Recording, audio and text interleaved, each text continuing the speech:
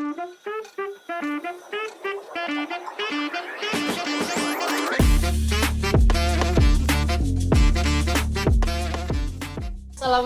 warahmatullahi wabarakatuh. Shalom, Om Swastiastu, Namo Buddhaya, salam kebajikan, Rahayu. Perkenalkan, nama saya Rika Amalia. Saya mahasiswi dari Universitas 17 Agustus 1945 Surabaya. Pada kesempatan kali ini, saya akan membawakan acara podcast yang berjudul Mengintip Keindahan di Balik Kampung Bhinneka pada Kelurahan Ngatorejo RW 11 Surabaya. Di sini telah hadir di kanan saya ada Bapak Arif selaku Ketua RW 11, Bapak dari Jawa, betul ya Pak? Beragama Islam ya Pak ya. Ya, lalu ada Bapak Made. Seperti namanya, Bapak Made ini dari Bali, betul ya Pak ya? Beragama Hindu ya Pak. Lalu di sebelah kiri saya ada Bapak Ramadan.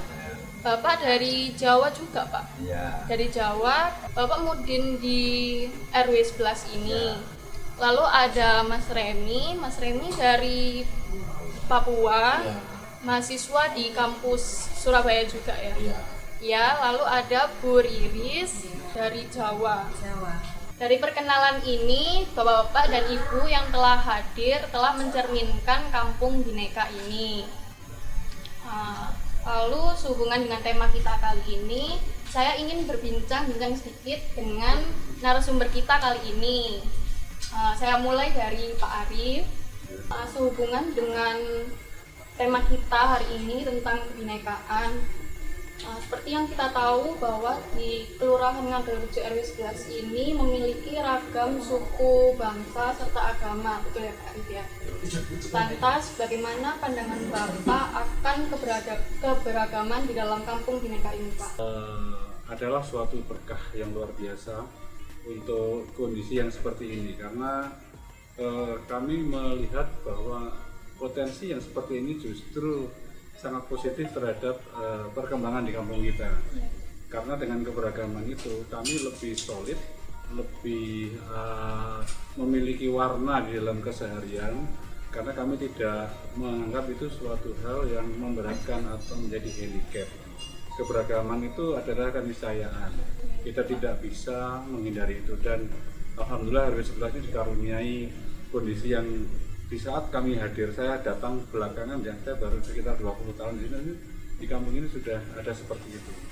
Sehingga ini menjadi hal yang akhirnya menurut saya atau menurut kami sebagai pengurus sebagai suatu kekuatan, di mana setiap kegiatan yang melibatkan kewargaan itu akan terdukung secara baik, karena memang sudah terjadi sinergi di antara warga yang berbeda etnis, berbeda keyakinan dan agama.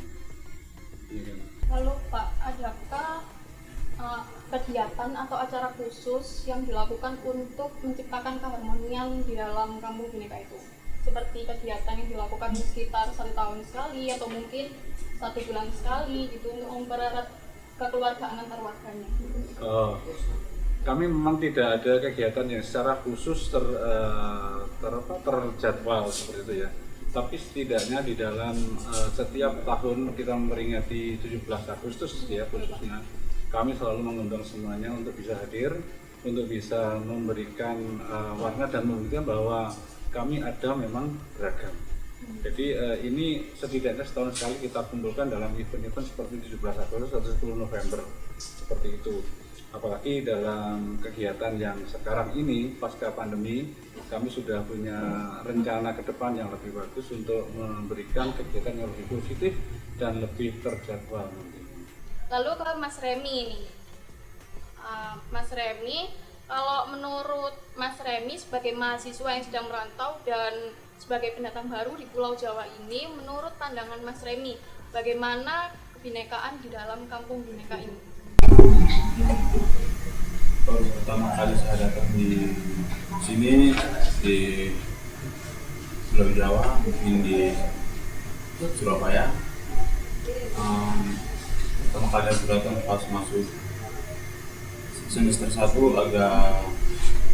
mungkin agak takut-takut juga di sini. Ya, betul. Mungkin sama teman-teman kampus atau warga setempat, mungkin agak takut sedikit, tapi dalam kemudian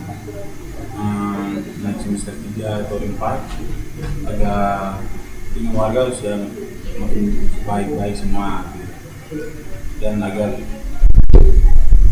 naik semester pasti ada teman-temannya banyak dan banyak bergaul sama-sama dan saling kerja tugas atau apa dan saya lihat di Surabaya mungkin tempat kalau saya kan sudah agak lama di Malang, kalau di Surabaya lagi. Kalau di Surabaya sudah sekitar 2 bulan lebih. Kalau di Malang? Makanya kalau di sini aku mau ceritakan untuk pengalaman yang sini punya agak juga kan baru, jadi kalau di Malang mungkin ada banyak juga teman-teman selalu mungkin ada yang jahat, ada yang baik sama kami juga orang Papua. Kalau mungkin warga juga sama mungkin tempat situ. Mungkin ada yang mungkin nggak suka kami, mungkin kami buang sampah atau apa yang sembarangan gitu. Makanya agak senang, tapi ada yang senang juga. Oh, seperti itu. Ada kesulitan untuk memahami bahasa di sini? Kalau masalah bahasa kami ingin sekali mau belajar, cuman agak berat juga untuk bisa sulit juga untuk mengungkapkan gitu. Kalau dengar bisa, cuman artinya kami bisa tahu juga dikit-dikit, tapi untuk mau bicara begitu agak susah sedikit. Lalu kalau menurut Mas Remi, bagaimana peran yang strategis bagi mahasiswa dalam menghadapi tantangan toleransi? Kan seperti yang kita tahu bahwa di Indonesia ini, di negara kita ini kan rentan akan terjadinya perpecahan dan konflik, sehingga diharapkan orang-orang yang menonton acara kita ini mendapatkan perspektif baru dari Mas Remi. Kalau aku bisa kami tahun 2019 kan ada terjadi kerusuhan di Surabaya. Kalau sebelumnya kami agak baik-baik saja, kami jalani kampus maupun tempat sini kami jalannya agak sembarang kami main di mana dengan teman-teman Jawa, kami main sembarang aja. Tapi pas masalah itu terjadi, pas kami balik lagi mungkin agak jauh sedikit sekarang. Jadi untuk kami bisa berkumpul sama-sama agak susah juga, untuk saling dekat sama teman-teman Jawa mungkin agak susah. Untuk kami bisa belajar, untuk tenang itu agak susah sedikit. Mungkin untuk saya mungkin mungkin di tempat ini saya bisa bicara mungkin untuk teman-teman Jawa mungkin bisa jangan saling bermusuhan kami untuk anak Papua yang kuliah sini juga, karena kami sini juga untuk datang belajar untuk cari pengalaman, kami cari bermusuhan untuk saling berantem atau apa-apa gitu. Kami di sini untuk kuliah dan kami kuliah sini untuk fokus belajar dan kami bisa bawa pulang ke anak kami untuk bisa maju kayak sini juga seperti Surabaya kayak gitu. Baik. Terima kasih Mas Remi atas pandangannya tentang Kampung Bhinneka ini. Lalu saya akan lanjut ke Bapak Made. Kalau menurut Bapak Made, bagaimana pandangan Bapak akan Kampung Bhinneka ini, Pak?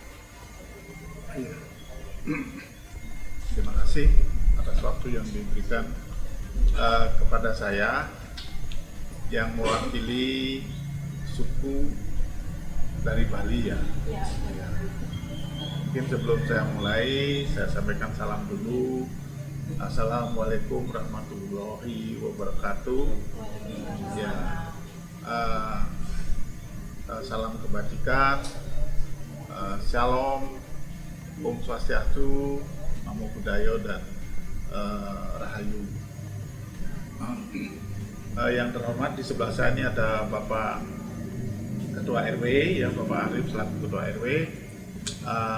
Yang di depan kiri saya ada Pak Mudin, Pak Ramadan. Yang di sebelahnya lagi ada Mas Remi, ya, yang dari Papua, ya. Yang di depan saya Bu Riris, ya. Ini mungkin mencerminkan suatu kebinekaan, ya, karena kita terdiri, saya Bali, Pak Arif Jawa, Pak Ramadan Jawa, dua-duanya Muslim, saya Bali Hindu, Mas Remi dan Bu Riris dari Nasrani, ya. Ini mungkin sudah sebagian kecil, ya, ini menunjukkan bahwa ini suatu kebinekaan, ya. Mungkin saya menyinggung sedikit bahwa secara nasional kita akan terdiri dari kurang lebih 17.000 pulau, ya, dan dari berbagai budaya, suku dan budaya, ya. Kemudian juga bahasa, ya, termasuk kebiasaan-kebiasaan daerah mungkin banyak yang beragam. Jadi sesuai dengan tema Bhinneka Tunggal Ika, itu adalah bineka keragaman, tapi tetap satu juga, ya, tetap satu juga. Kemudian tentang masalah keyakinan atau agama, ya, itu kita sudah diatur di dalam Undang-Undang Dasar tahun 1945, kalau tidak salah di pasal 28E ayat 1, bahwa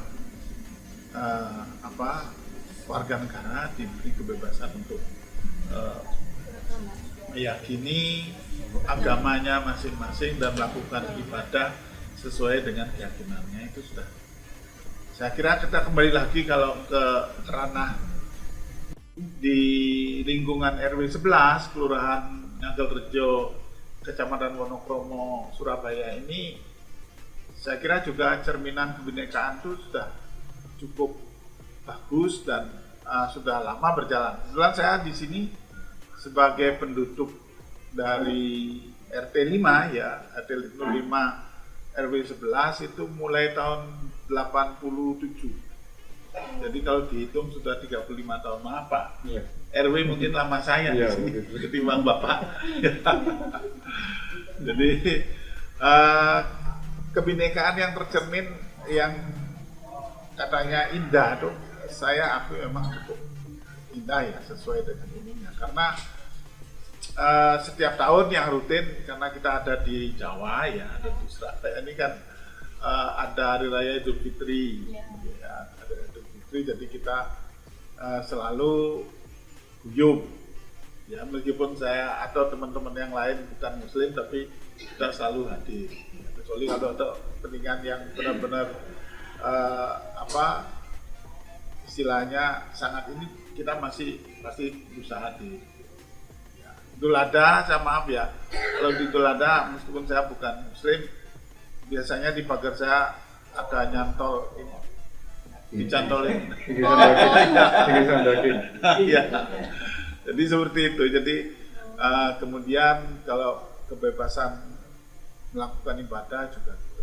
Saya biasanya Minggu, atau kalau saya selain Minggu itu hari bulan terang, purnama, ya, sama bulan gelap itu wajib melakukan bayang, karena menurut keyakinan kami sesuai dengan perintah dari Weda, ya, kalau bulan gelap itu sama terang itu ini planet itu sangat dekat dengan bumi, ngaruhnya kuat, ya, jadi untuk itu kita melakukan bayang, keyakinan kami. Kalau Muslim mungkin Jumat, kalau yang Nasrani Minggu, setiap Minggu, ya. Saya kebetulan selain Minggu juga ada hari-hari seperti itu. Itu kita selama ini tidak ada hambatan, ya, tidak ada hambatan dan diberi keleluasaan dan tidak ada yang istilahnya mengintimidasi dan sebagainya. Itu tidak ada. Ya. Kebetulan kalau di kampus saya juga termasuk dosen pembina UKM Hindu juga. Ya, karena saya di jurusan teknik sipil di UPN di bidang keahlian struktur. Ya, saya juga sehari-hari di UPN. Selain itu, selama sudah 12 tahun ini saya sebagai istilah kerennya itu tenaga ahli di bidang konstruksi di PU Cipta Karya Surabaya. Selain ngajar juga ya dipakai di PU Cipta Karya. Jadi itu mungkin yang bisa saya berikan gambaran. Kemudian tadi sedikit ada pertanyaan saya dengar bahwa bagaimana harapannya supaya NKRI ini bisa, ini kan terakhir-terakhir ini banyak perbedaan konflik. Mungkin ini nanti menjadi gambaran kecil bahwa sesungguhnya itu kita satu kan Bhinneka Tunggal Ika. Iya, betul Pak. Beragam tapi sesungguhnya kita satu.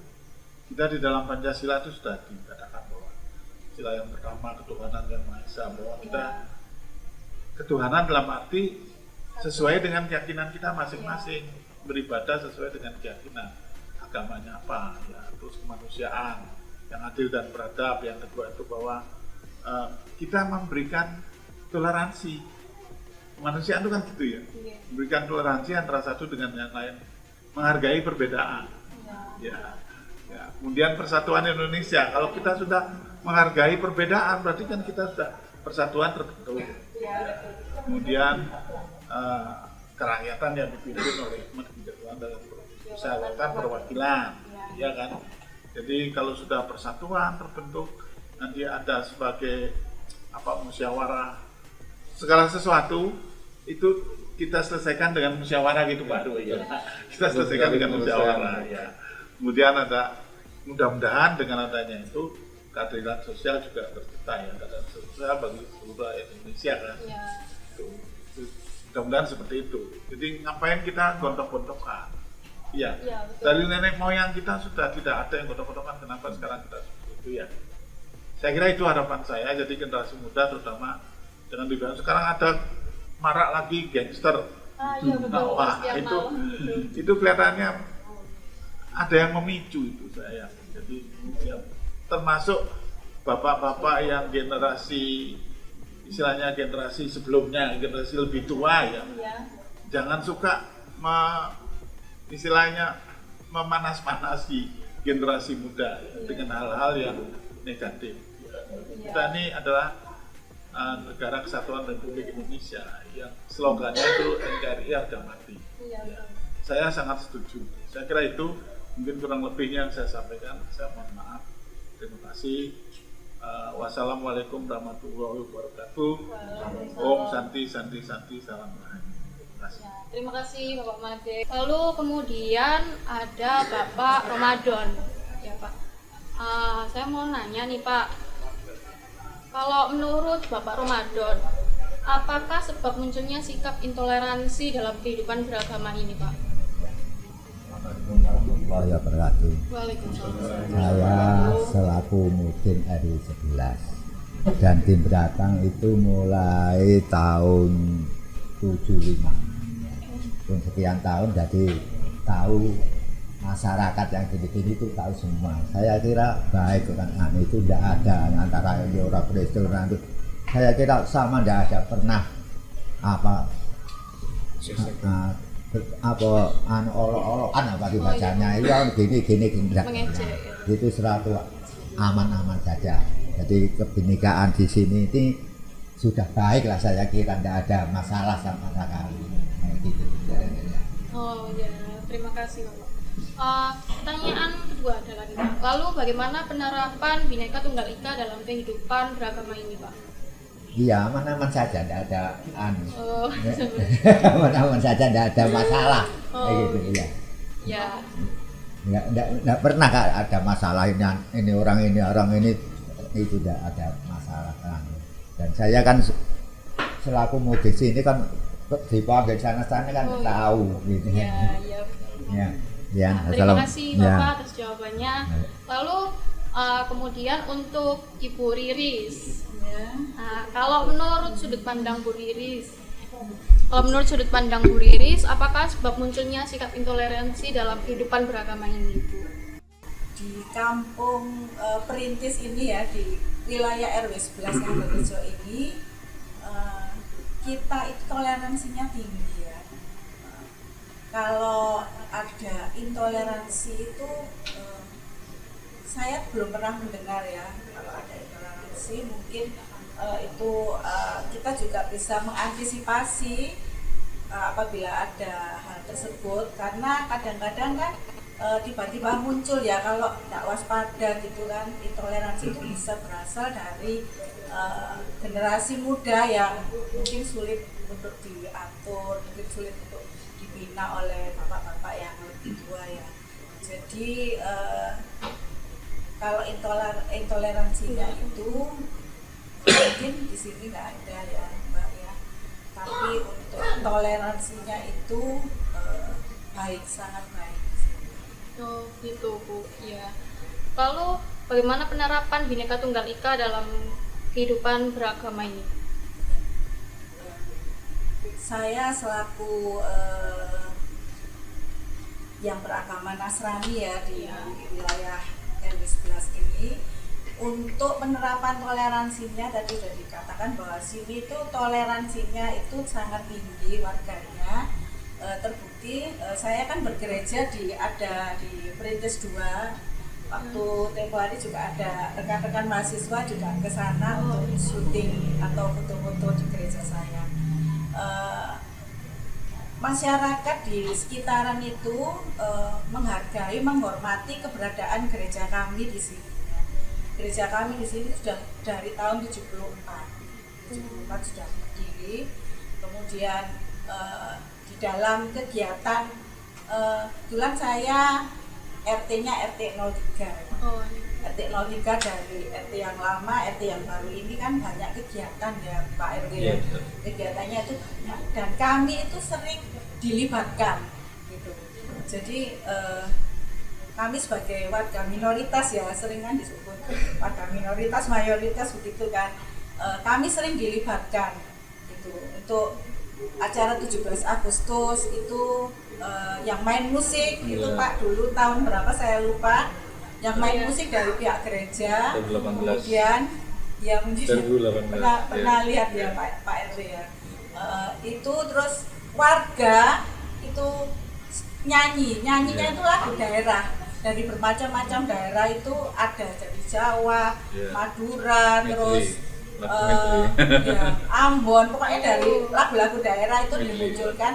Dan yang nyanyi itu ibu-ibu PKK sama ada mungkin bapak-bapak juga ya, waktu saya akan lupa itu. Jadi mereka melibatkan kami untuk acara kegiatan di kampung yang 17 Agustus.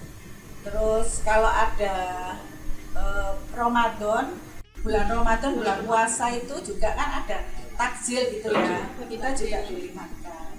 Dan kami bersyukur juga keberadaan gereja ya, keberadaan saya sebagai orang Nasrani di wilayah RW 11 ini menghargai toleransi yang diberikan kepada warga yang kepada kami sebagai yang beragama Nasrani.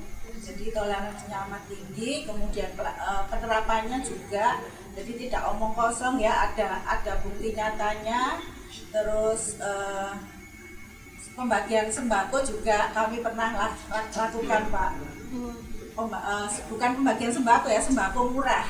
Itu juga pernah beberapa kali kami lakukan untuk memberkati warga sekitar ya. Kan ada jemaat yang beragama yang dari Batak. Mungkin tahu ya, kalau Batak itu ada yang meninggal itu ada perayaan yang besar gitu ya. Itu kan mungkin mengganggu warga ya. Jadi kemarin itu sudah 40 harinya. Waktu itu pelaksanaan itu namanya almarhum Pak Gultom ya, istrinya minta izin kepada tetangga kiri kanan lingkungan Perintis 2 itu, dan puji Tuhan, alhamdulillah ya diizinkan untuk melaksanakan upacara itu. Kan nggak diadakan di gedung loh ya, kalau kan kita kematian ya Pak ya. Jadi di situ sungguh toleransinya amat tinggi Pak. Langsung terkena, Iya. langsung malah ada yang menjaga, ikut jaga. Iya. Jadi tidak ada sekat agama itu nggak ada. Jadi semua warga kumpul. Iya. Jadi Karena benar-benar jalan ya. itu kan keblokir. Jalan kan nggak bisa dilewati, tapi semua orang akan terlibat untuk malah mengamankan area itu. Parkirnya dibata, kan banyak kendaraan kalau teman-teman dari etnis Batak ya. Jadi kalau mungkin betul, memang mungkin kalau bisa dibilang se-Surabaya Raya, nggak hanya orang Surabaya itu semua tumplek di situ. Marganya yang terkait mungkin Manggulan kan Mas Rafi ya. Kultom. Kultom ya. Oh ya, Kultom sorry. Nah itu yang terkait dengan warga Kultom itu sendiri datang situ semua. Parkirnya sampai di ujung gang kami malah Pak. Di gang 4 itu kebagian. Oh ini dari Pak Kultom temennya ini pasti. Jadi seperti itu teman-teman pandangan serta penerapan kebinekaan di kampung Bhinneka ini. Kesimpulannya kita harus menghargai orang lain terlepas dari mana latar belakang orang tersebut. Baik karena kita telah berada di penghujung acara, harapannya dari acara ini kita mendapatkan pandangan serta wawasan baru dari narasumber kita yang hadir hari ini. Terima kasih untuk Bapak Arif, Bapak Made, Bapak Ramadan, Mas Remi, serta Bu Riris yang telah meluangkan waktunya untuk berbincang dengan saya. Semoga selalu diberi kesehatan Bapak-Bapak dan Ibu dan bisa bertemu lagi di lain kesempatan. Terima kasih.